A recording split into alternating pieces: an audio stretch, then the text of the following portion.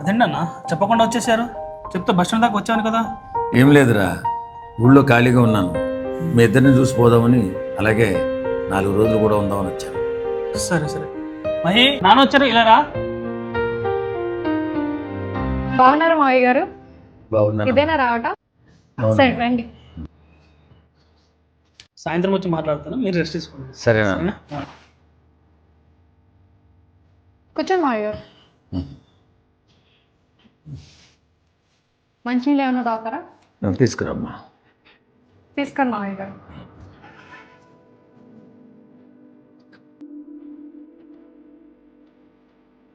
లంచ్కి ఏం చేయమంటారు? నీ ఇష్టమమ్మా, ఏదో ఒకటి చేయి. సరే మావయ్య. ఎందుకు వచ్చాడో ఏంటో, ఈయనకి సేవలు చేయలేక నేను చావాలి. ఈ మనిషి అనవసరంగా వచ్చాడు. ఈయన ఎన్ని రోజులు ఉంటాడో ఏంటో, కాలు కింద ఎట్టకుండా అన్నీ చేయాలి. మళ్ళీ ఎప్పుడు వెళ్ళిపోతాడో ఏంటో.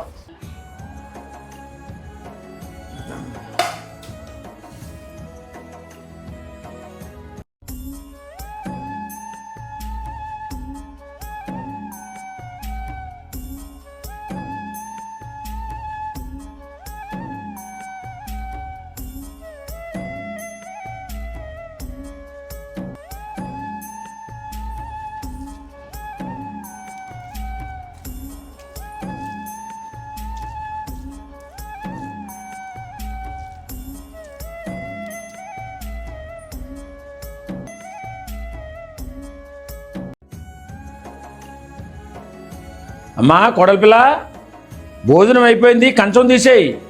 సరే మావయ్య. చిచ్చి, ఇంత గలీజ్గా తిన్నాడేంది? ఈ పల్లెటూరు అస్సలు మారాడు. ఛీ. ఇలా ఎన్ని రోజులు చేయాలో ఏంటో, ఎన్ని రోజులు ఉంటాడో. ఇలాంటి మామగారు మీ ఇంట్లో ఉంటే మీరేం చేస్తారో కామెంట్ చేయండి. ఒకప్పుడు వ్యవసాయం పండగలా ఉండేది, ఇప్పుడు దండగైపోయింది. పురుగు పట్టేసి వ్యవసాయం మొత్తం సర్వనాశనం అయిపోయింది.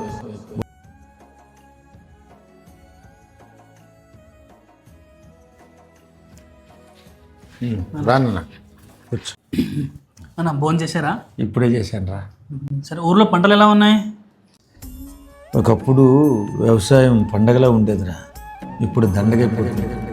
పురుగు పట్టేసి వ్యవసాయం మొత్తం సర్వనాశనం అయిపోయింది. వాతావరణ కాలుష్యం వల్ల పంటలేం పండట్లేదురా. కనీసం కూలి పని చేద్దామన్నా పనులు ఎక్కడ దొరకట్లేదు. అందుకే 4 రోజులు ఉండి ఇక్కడే ఏదైనా చూసుకుందామని వచ్చా. పని ఏమొద్దులేనన్నా, మీరు ఖాళీగా ఉండని పర్లేదు, నేను చూసుకుంటా. ఇప్పుడు మీ ఆరోగ్యం ఎలా ఉంది? బాగుంది నాన్న. నీ ఉద్యోగం బాగానే ఉంది కదా? బాగుంది నాన్న, ఇంకో ఉద్యోగం వెతుకుతున్నా. సరే నాన్న, నేను ఫ్రెష్ అప్ అయి వస్తాను. ఈలోపు మీరు టీవీ చూస్తుండండి. సరే నాన్న. ఏమండి, ఓకే. మీ నాన్నగారు ఇంకా ఎన్ని రోజులు ఉంటారు? ఈ సిచ్యువేషన్లో మీరుంటే మీరేం చేస్తారో అని కళ్ళు కామెంట్ కనిపించట్లేదా? వాటర్ అయిపోయింది. నేను ఆల్రెడీ పెట్టాను కదా రూమ్ లో.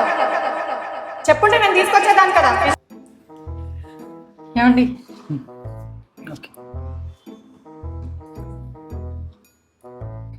మీ నాన్నగారు ఇంకా ఎన్ని రోజులు ఉంటారు? ఉంటారు ఒక 4 days.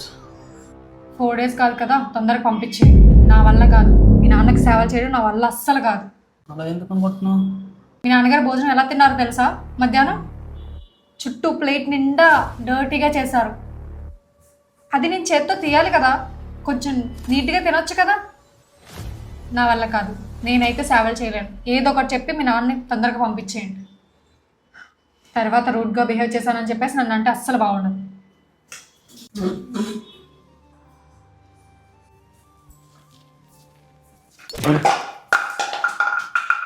కళ్ళు కనిపించట్లేదా?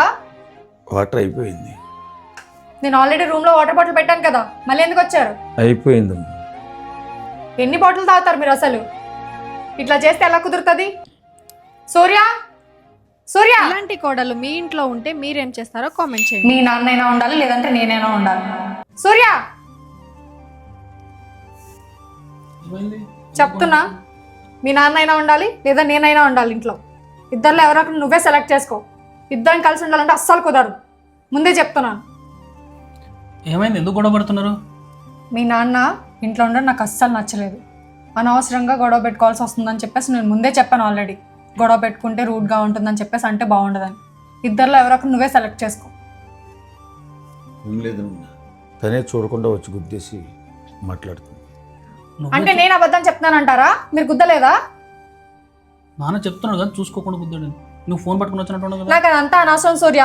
మీ నాన్న అయినా ఉండాలి లేదా నేనైనా ఉండాలి. ఇద్దరిలో ఎవరో ఒకరిని సెలెక్ట్ చేసుకో. 2 days టైం ఇస్తున్నాను, అంతకంటే ఎక్కువ ఏమేమను. ఓకేనా?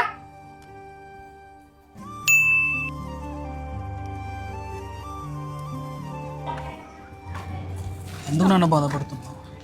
2 రోజులు అయితే నేను అప్పుడప్పుడు వచ్చిపోతాను కదా. బాధపడ్డా నువ్వు పంపించేస్తున్నందుకు కాదురా, కర్మ ఎవరిని వదిలిపెట్టదు. ఎంతో ప్రేమగా పెంచిన మా నాన్న కూడా నేను ఇలాగే బాధపెట్టి ఇలాగే వదిలేశాను. ఇప్పుడు నువ్వు నన్ను వదిలేశావు. రేపు పొద్దున్న నీ పిల్లలు నేను ఎలా చేస్తారేంటి? మానవ సంబంధాలన్నీ ఇలా గందరగోళం అయిపోతున్నాయి. ఎలా బతుకుతారో ఏంటో.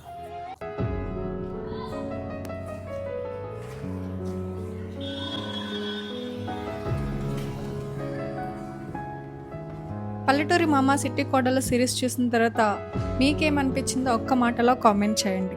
అప్పుడు వ్యవసాయం పండగలా ఉండేదిరా, ఇప్పుడు దండగైపోతుంది. కనీసం కూలి పని చేద్దామన్నా పనులు ఎక్కడ దొరకట్లేదు. పల్లెటూరి మామ సిటీ కోడలు ఇంతటితో అయిపోయింది.